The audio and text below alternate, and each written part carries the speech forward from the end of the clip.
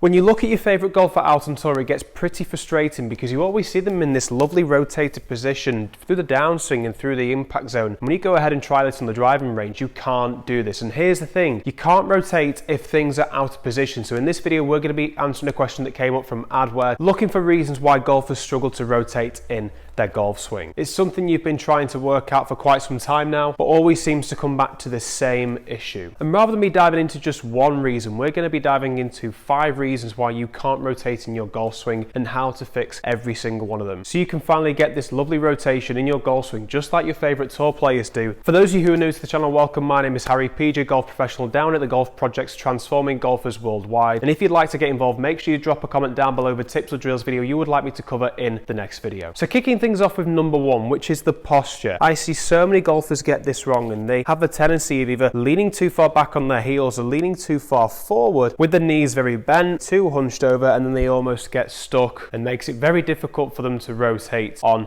a nice arc. So players will either stand up early and early extend through impact, or they'll stand very tall as they make their way up to the top of the backswing, and these two things have a massive effect on that rotation. If we stand very tall up to the top, it makes it very difficult for us to rotate, and then if we're leaning too far upwards and extending upwards like this here, that also makes it very difficult for us to rotate in our swing. And we have to put so much more effort into the shot just to try and get that club face around to squaring up so we can see that golf ball travel closer to the target line rather than seeing that rightward shot or leftward shot. And instead of breaking down all these points, you can take away an easy drill that solves all these issues. Starting with standing in a straight line with the club across your shoulders like so, feet together, nice straight line. From here, you're going to take your stance slightly wider than shoulder width. From this position here, we're just going to flex the knees ever so slightly like this, staying nice and tall. And we're just going to be ensuring that we're getting our hips to move away from the golf ball as our chest moves over towards the golf ball. It almost looks like this here until you feel a little bit of pressure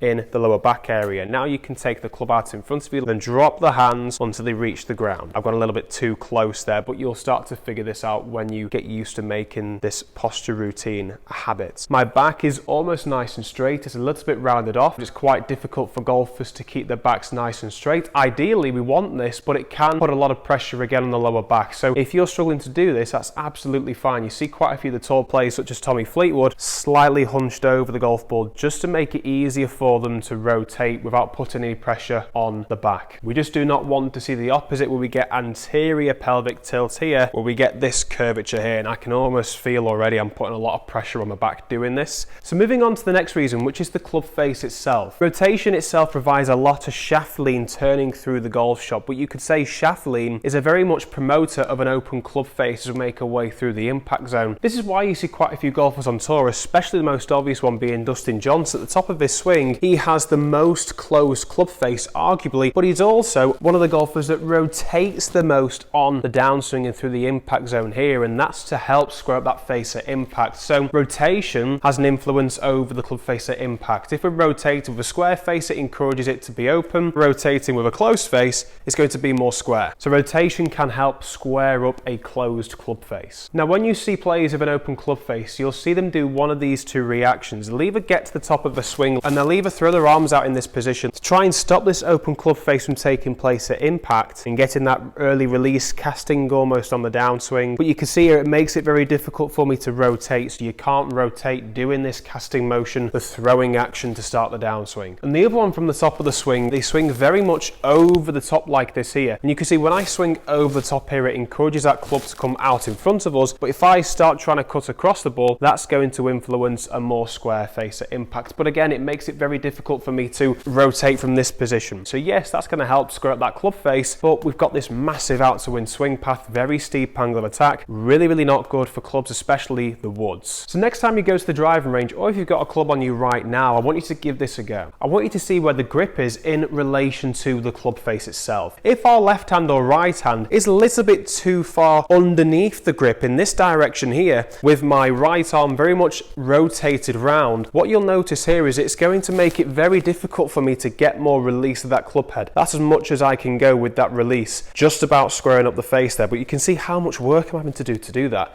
If I just let the club come back and through, it really opens up the club face. For your left hand, we just want to be making sure, rather than seeing the grip more this way, we just want to see that thumb come round a little bit more on the right hand side of the center point of the grip here, like so. When you take your right hand on now, you just want to be ensuring the same thing. So rather than seeing that one come this way, we want to see that one come more round as well, seeing the right thumb on the left side of the center point of the grip. And this way it's going to make things so much easier now. If we were to take the club like a baseball bat and just make a swing back and through, you can see here it's nice and square rather than getting this very much open club face position at impact. That's going to make things very difficult to rotate. Imagine us having to rotate, like I said before, like Dustin Johnson doing that. No chance. We've got to allow for a slightly stronger grip, if not neutral grip, just to ensure that we're getting that club face nice and square at impact as we rotate through the shot. I do a full in-depth video talking about the grip, and if that is something you'd be interested in, you can go ahead and check this video out here, or it'll be in the description below once you finish this video. Moving into the next reason, and that is the width. The width itself is how far we're taking the club head back in relation to where our hands are and our chest is. The most common tendency is where we have that reduction in width, and at the top of the backswing it almost looks like the club is very close to my body and the hands are very close to my body, with the club almost touching my right shoulder, my trail shoulder. And for those of you who already watch my videos, you'll be very much aware of this term. The golf swing will work in reactions. Whatever we do in the backswing, we'll always do the opposite in the downswing. So if we're taking the club head back all the way in this position here, bringing the hands very close to the body, seeing this lead arm flex like so, club almost hitting the right shoulder, we're then going to react to make sure we can get those arms nice and straight coming into impact. Probably end up hitting a lot of ground before the golf ball because we have really forced our arms now to extend like this here. Otherwise, we'd end up jumping out the way to try and stop ourselves from hitting the ground first, and obviously to time that and try and make solid contact with the golf ball becomes very difficult, so we probably end up topping the golf ball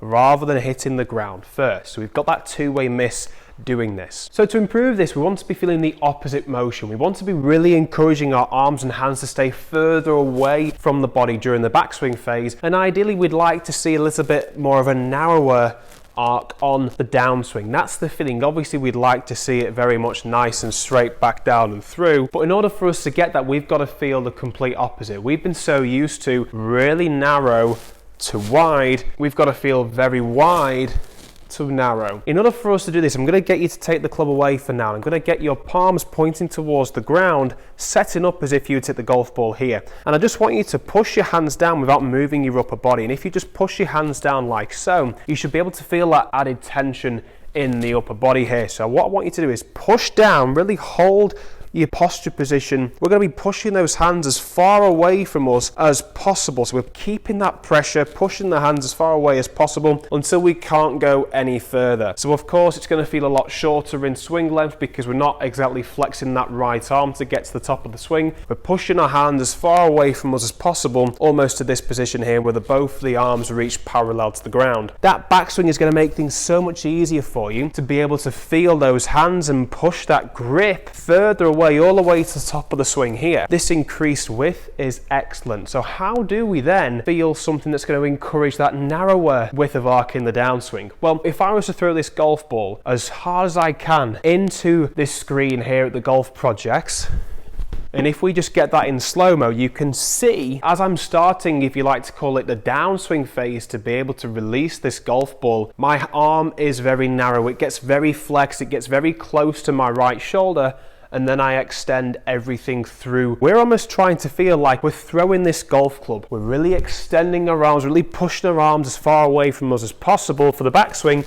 Once we get to here, really trying to feel that narrower width, and we're trying to throw this club. And you should be able to increase the swing speed doing this. You should feel more of that width on the way through. This will make things much easier for you now as you're starting to get that nice wider arc and then turning through the shot. In order for you to get that whip, that narrower arc on the downswing, you almost have to force yourself, and you will do this naturally, rotate through the shot. Moving on to another reason, and this reason in particular is because you're not keeping your arms and body connected enough in the backswing. So let me just show you what this looks like. I'm just going to show you two backswings right now. So number one is me being very disconnected in the backswing, seeing the hands go very high in this position here, almost like my armpits and my arms are really far away from the body. And then if we just get this one right here, this is more connected here. Everything's working in sync, and the majority of golfers have the tendency of bringing their hands too high like this here, so getting this very disconnected motion on the backswing to take place. This makes it very difficult for them to transition, because if you imagine this, we've gone disconnected. As we start to swing down now, we've got to almost bring that back in sync to hit that golf ball pure. So with it being very difficult to slot back down, the easiest way for us to go from here is transition more over the top to get the arms working more out in front of the body. If we bring the arms here and we start turning, we almost get very stuck in this position here. So we end up bringing the club too far out, and we end up cutting across the ball, making things very difficult for us to, again, rotate. So the arms work up and down in the golf swing. You'll usually tend to see a little bit of a tilt over to the trail shoulder as you do this as well, just because of the way we grip the club. And the body handles how much depth we get in to the backswing here. If I turn as much as I can, you can see how much I can get my arms to go very much round, almost too connected in this position here. But that's the idea. If you were to take the club here like so, you pick the club up and then we just start turning, we almost get to this position and stop. We want to try and get that more round to this position here. And what am I doing to do this? I'm getting more hip turn. You can see my hips are turning there, and when you try this drill out, if you just stand there and start turning, you can start to feel that hip wanting to rotate back. So to get that hip working backwards rather than sort of shifting forwards and seeing us go too high with the hands, take the hands on your hips like so, and you just really want to encourage the right hip, so your trail hip, to rotate away from the golf ball. Rather than shifting this way towards that camera angle there now, we're trying to rotate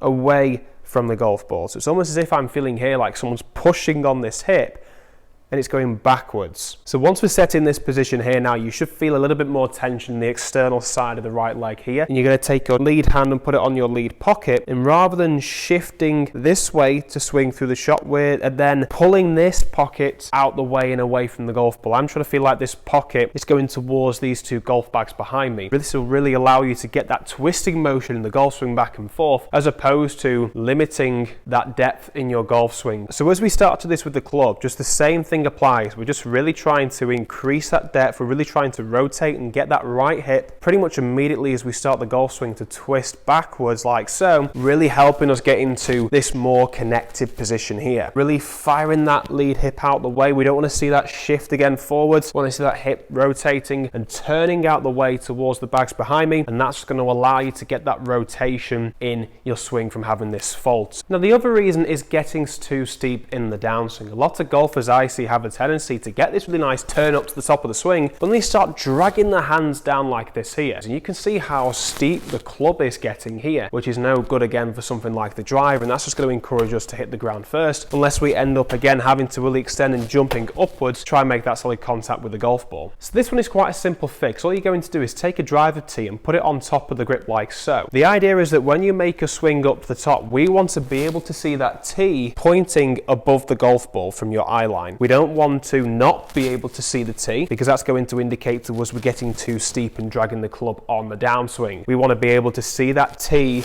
working over the golf ball as we begin the downswing phase here. And it's almost a trust factor as well. If we start getting very tense, we're going to end up dragging the club down. But if we trust it and we allow that club just to fall, we can start to see that tee from our eye line go over the golf ball. And that's going to make it so much easier for us to rotate through the shot. So have a look at your swing and see which one of these is stopping you from rotating. And if you find that you go into the driving range and you're giving this a try and you're still a little bit confused, by all means reach out to me on Skillest. I'm offering online coaching on there. Don't forget to drop your comment down below the tips or drills video you would like to see in the next video. Thanks for watching. Stay tuned, lots more to come. We'll see you next time.